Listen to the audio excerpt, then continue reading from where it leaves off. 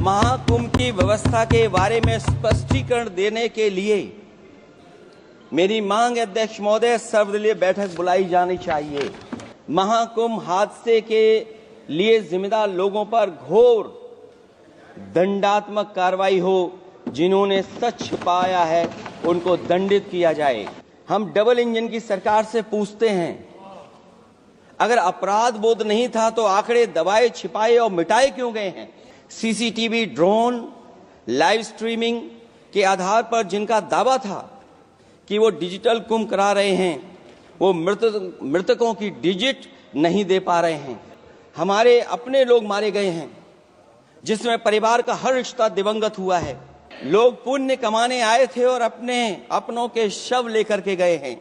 महाकुंभ हादसे के शिकार लोगों की मृत्यु, घायलों का इलाज, दवाइयों, डॉक्टर, भोजन पानी, परिवहन की उपलब्धता का आंकड़ा संसद में पेश किया जाए।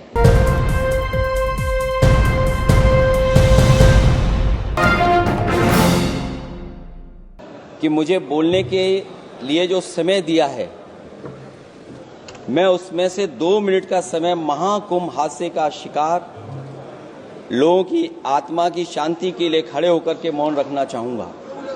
अगर किसी अन्य को भी सच्चे मन से मृतकों के प्रति सच्चा भाव है तो वो भी हमारे सांसदों के साथ खड़ा होकर के ये मौन श्रद्धांजलि अर्पित कर सकता है। ये माननीय सदस्य अध्यक्ष महोदय, अगली लाइन अध्यक्ष महोदय, ये विषय अध्यक्ष महोदय, आप सीनियर लीडर हैं। अध्यक्ष महोदय, ये अधिकार आपका है। कभी नहीं रही। ये मैंने विषय मेंशन करते हुए भरोसा है इस विषय पर मौन कर दिया था, इसलिए अध्यक्ष का अधिकार है। हाँ, मैं वही अध्यक्ष महोदय, ये जो बात मैं शुरू कर रहा हूं, जहां मैंने मौन 2 मिनट के लिए श्रद्धांजलि की बात की है, ये अधिकार मेरा नहीं है अध्यक्ष महोदय, ये अधिकार आपका है। मुझे पूरा भरोसा है आप पर कि जब अभिभाषण की चर्चा खत्म हो रही होगी उस समय 2 मिनट का मौन श्रद्धांजलि जरूर दी जाए जो श्रद्धालुओं की जान गई है। नहीं अध्यक्ष महोदय, नहीं अभी 1 मिनट आप लोग कुछ मत बोलो। नहीं कुछ नहीं अध्यक्ष महोदय, अभी तो अध्यक्ष महोदय मैंने बात शुरू नहीं की है, और जिन लोगों को तकलीफ है और जिनको दुख होना चाहिए उनके बारे में मैं, हालांकि वो बात मैं बाद में कहना चाहता था महाकुंभ के बारे में, लेकिन अध्यक्ष महोदय क्योंकि बहुत सारे माननीय सदस्य ये सुन नहीं सकते हैं, इसलिए मैं बात वहीं से शुरू करता हूं। आप देश के परम अभिभावक होने के नाते हमारा आपसे अनुरोध है कि जहां सरकार बजट के आंकड़े लगातार दे रही है, और जब मैंने अभिभाषण पढ़ा अध्यक्ष महोदय, बहुत सारे आंकड़े सरकार ने दिए हैं।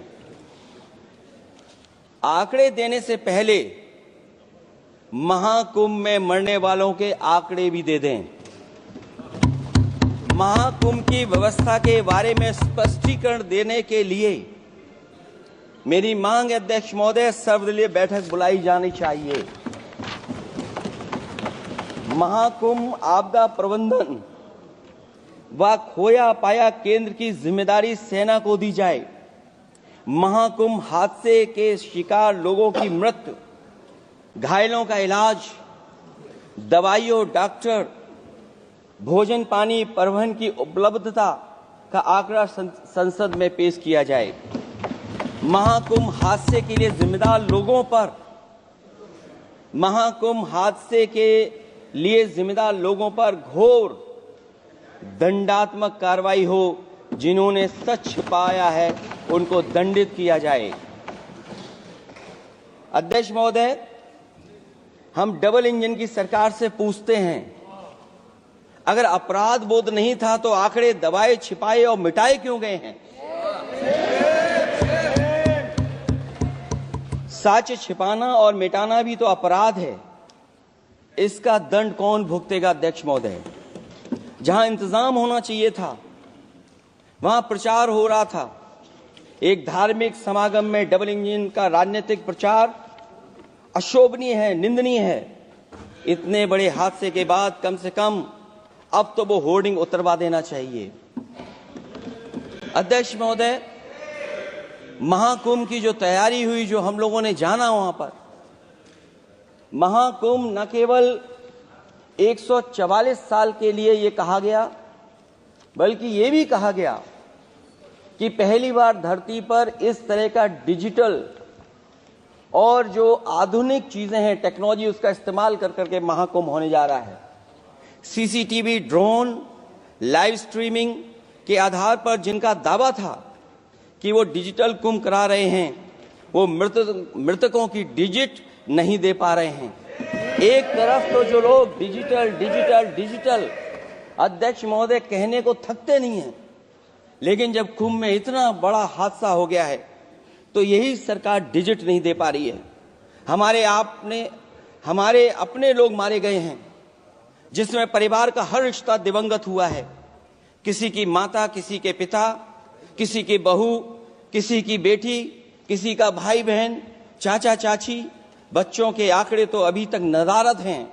खोया पाया केंद्र ही लोगों को तो नहीं मिल रहा है। जो खोया पाया केंद्र था उसको भी लोग पा नहीं पा रहे, ढूंढ नहीं पा रहे। अध्यक्ष महोदय, कुंभ कोई पहली बार नहीं हो रहा है। कुंभ का आयोजन सदियों से होता आया है। हमारे पौराणिक और हमारे इतिहास के दस्तावेज ये बताते हैं कि समय समय पे जो भी सरकारें रही होंगी, जिसका भी राज रहा होगा अध्यक्ष महोदय, उसने महाकुंभ या इस तरह के कुंभ का आयोजन किया है। एक तरफ तो वो कि जो 144 साल बाद महाकुंभ होने जा रहा है, उसका इतना प्रचार किया। और मैंने तो कई टीवी इंटरव्यूज में, कई समाचार चैनलों पर ये बात सुनने में आई और सुनते रहे हम लोग कि सरकार ने 100 करोड़ लोगों के आने का इंतजाम किया है। और अगर 100 करोड़, अध्यक्ष महोदय, अगर ये बात गलत है तो मैं रिजाइन आपको देना चाहता हूं। अगर अध्यक्ष महोदय, ये माननीय सदस्य लोग अगर ये नहीं सुन पा रहे हैं तो मैं इनको एक एक को, आप नहीं गए स्नान करने, आप स्नान करने नहीं गए, इसीलिए इस तरह की भाषा का इस्तेमाल कर रहे हैं। अध्यक्ष महोदय, ये कहा गया कि 144 वर्ष के बाद ये हो रहा है। जहां तक मेरी समझ और जानकारी कहती है, जो एस्ट्रोनॉमी और एस्ट्रो चीजों को समझते होंगे वो ये स्वीकार करते होंगे, जो भी कुंभ होता होगा वो 144 वर्ष के बाद ही होता होगा। लेकिन ये कहा गया कि नक्षत्र ऐसे हैं। तो मैं अध्यक्ष महोदय सरकार से कहना चाहता हूं कि सतयुग से लेकर के कलयुग तक ये सनातन परंपरा रही है कि संत, महात्मा, साधु समाज मुहूर्त के हिसाब से शाही स्नान करते हैं। उसमें नक्षत्रों के हिसाब से जो सहयोग बनता है वही शाही स्नान का मुहूर्त होता है। लेकिन भाजपा के राज में ये सनातन परंपरा टूट गई। पहले सरकार ने संत समाज को शाही स्नान रद्द करने का आदेश दिया, जिससे अनादिकाल की सनातन परंपरा टूटी। और फिर जब देश भर ने ये बात उठी, देश भर में ये बात उठी, तो उन्होंने हादसे को छिपाकर फिर से आदेश दिया कि अखाड़े शाही स्नान करने जाएं। इससे सरकार ने पावन मुहूर्त के स्थान पर अपने मनमाने समय पर स्नान कराने का आदेश दिया। बात उस दिन या तिथि की नहीं होती है, बल्कि निश्चित मुहूर्त काल की होती है। ये सनातन परंपरा तोड़कर इन लोगों ने अच्छा नहीं किया। और ये क्या परंपरा टूटी है कि नहीं टूटी है, मैं समझता हूं अध्यक्ष महोदय मुझसे बेहतर सामने वाले ज्यादा जानते होंगे इसके बारे में। और जो लोग, अध्यक्ष महोदय, जो हम लोगों ने देखा वहां पर, लोग पुण्य कमाने आए थे और अपनों के शव लेकर के गए हैं। चमत्कारी करिश्मा तो ये हुआ है, श्रद्धालुओं के शव मिल गए थे, पर सरकार स्नान करने वाले मरने वालों की बात स्वीकार नहीं कर रही थी। और इससे ऊपर ये बात जो वहां पर और हुई, अध्यक्ष महोदय,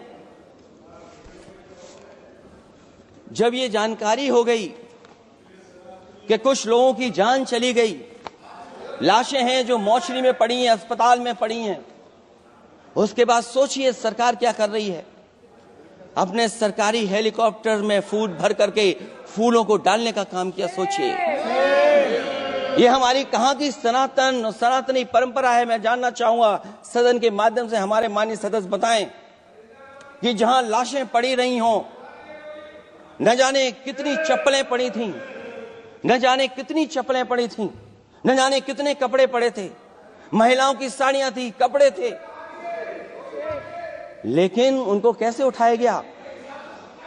उन सबको उठाया गया जेसीबी मशीन से, ट्रैक्टर की ट्रॉली से। उनसे उठा करके कहां फेंका कोई नहीं जानता, लेकिन जब उनको लगा कि वहां से बदबू आ रही है तो यही सरकार के लोग छिपाने लगे हैं। यही आपका महाकुंभ का आयोजन था। और हर बात को छिपाने के लिए न केवल ये लोग मीडिया का सहारा ले रहे हैं, मीडिया का सहारा लेते लेते सुनने में आया है कुछ दबाव और कुछ स्वीटनर भी दिए जा रहे हैं जिससे उनकी खबरें बाहर ना आ जाएं। और अगर अध्यक्ष मोदी ये बात सब गलत है मेरी, अगर ये बात सब गलत मैं कह रहा हूं, तो अभी तो नेता सदन को अभी भाषण देना है। और मैं ये बात और कहना चाहता हूं, आप अपने तरफ से जानकारी कर लीजिएगा। हमारे उत्तर प्रदेश के मुख्यमंत्री जी ने शोक नहीं प्रकट किया था।